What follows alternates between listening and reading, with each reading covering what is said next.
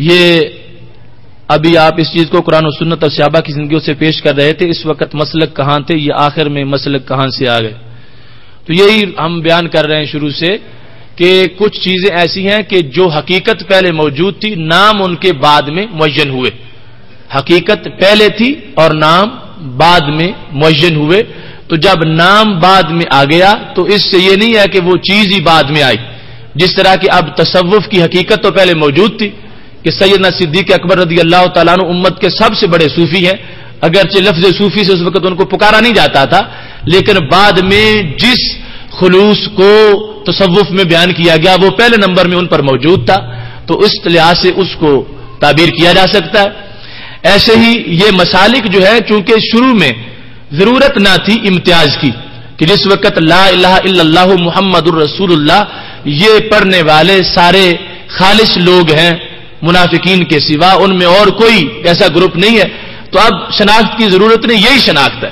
لیکن جس وقت تابعین کے زمانے میں، صحابہ کے زمانے میں ہی قدریہ پیدا ہوئے، جبریہ، معتزلہ، اور وہ کلمہ گو ہونے کے ساتھ ساتھ مثلا جو ہے وہ قدریہ تقدیر کا انکار کر رہے تھے، تو اب یہ ضرورت محسوس ہوئی کہ ہم اپنے آپ کو ان سے جدا بنائیں.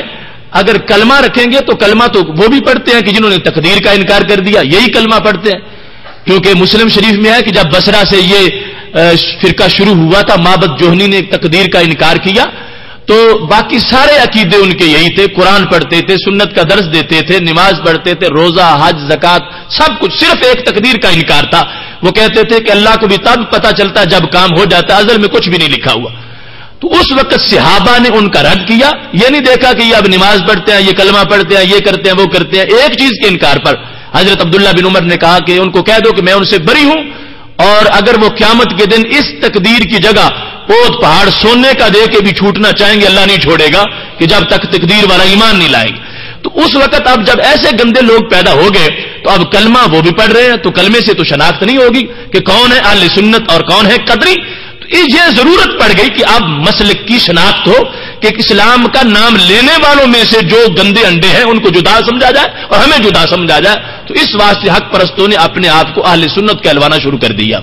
یہ وجہ تھی مسلک کی کہ پہلے اس کی ضرورت نہیں تھی، اس وقت اسلام کا کلمہ یہی کافی تھا. لیکن جب یہ کلمہ پڑھ کے لوگ انہوں نے غلط عقائد اپنے بنانے شروع کر دیے تو پھر ان سے اپنے آپ کو بری کرنے کے لیے کہ یہ جو گالیاں دے رہے ہیں اللہ کو یا رسول اللہ صلی اللہ علیہ وسلم کو، ہمارا ان سے کوئی تعلق نہیں ہے، یہ کلمے کے نیچے کلمے کی آڑ میں جو کچھ کر رہے ہیں وہ اپنی جگہ ہے، ہم ان سے جدا ہے. تو یہ تھی ضرورت کہ جس کو مسلک کے ساتھ تعبیر کیا جاتا ہے.